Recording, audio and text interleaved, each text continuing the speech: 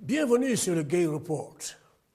Cher Monsieur le Président de la République, vos activités politiques vous éloignent-elles trop de votre siège de président et sont-elles tout simplement en train de tuer l'État, par conséquent la République? Êtes-vous vraiment informé et bien informé sur la situation sociale interne du Sénégal? Ou bien tournez-vous tout simplement la tête vers l'autre côté? Nous nous posons la question chaque jour.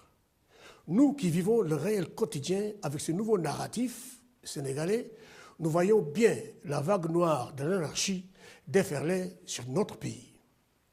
Une anarchie huilée par la réaction empirique de Sénégalais déçus de la pratique de l'État, du fait de l'obscurité dans laquelle nous vivons. Car, Monsieur le Président de la République, la lumière que nous apercevons au fond du tunnel n'est en réalité que la torche d'un voleur.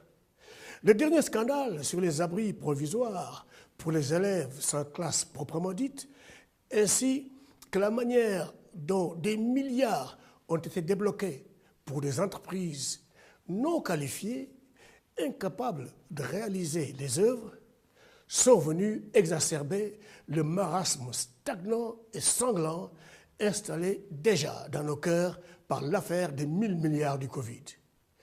Les images de ces élèves assis par terre ou sur des briques dans un pays d'éducation comme le Sénégal, doté d'une formidable élite nationale et internationale, respectée, eh bien, Monsieur le Président, ces images-là sont tout simplement indignes.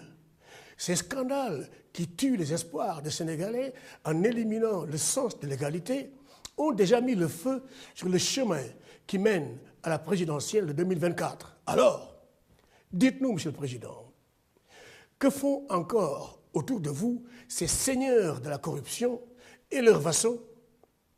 Croyez-moi, ces scandales ainsi que plusieurs autres impunités et malversations actives dans notre pays que nous avons dénoncées à maintes reprises devant ces caméras auront les pires effets sur les chances du candidat de votre parti à l'élection présidentielle de 2024, car les blessures seront encore fraîches. Autre chose, Monsieur le Président, le monde entier, le monde des grands démocrates duquel le Sénégal semble s'extirper, désinvolte et progressivement achève de nous placer sur la liste des pays en retard sur la pratique de la démocratie.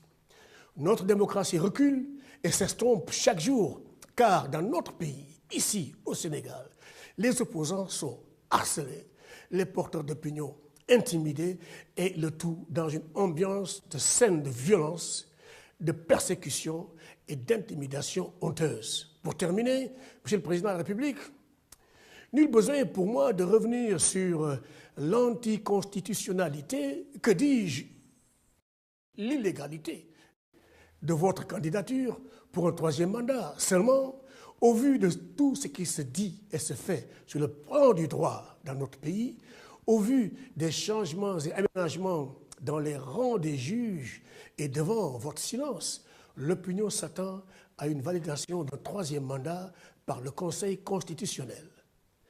Mais nous restons fermes et nous ne vous voyons pas briguer un troisième mandat, n'en déplaise à ceux de vos souteneurs qui parlent de deuxième quinquennat. Ces gens-là, savent-ils que s'il s'agissait d'un deuxième quinquennat, il leur faudrait bien nous dire quand, au début de ce premier quinquennat, vous avez procédé à une déclaration de patrimoine.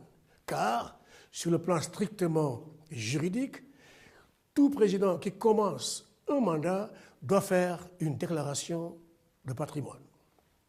Cette question, tout comme nous, vous ne l'ignorez pas.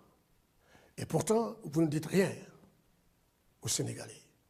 Vous ne communiquez point là-dessus. Mais, cher Monsieur le Président, ne pas communiquer, c'est communiquer. Et nous avons bien reçu le message. Vous avez un candidat dont les oreilles, comme cela se ferait avec le magicien, et son lapin sortent de plus en plus distinctement de votre chapeau. Un candidat dont le choix rassemblera la grande famille libérale de votre parti originel, le PDS, un candidat qui vous permettra de sortir par la grande porte et de conserver tous vos mérites et succès d'ancien président du Sénégal, d'ancien président de l'Union africaine, un candidat qui vous permettra de dire aux Sénégalais, je vous l'avais dit, ce mandat est mon dernier.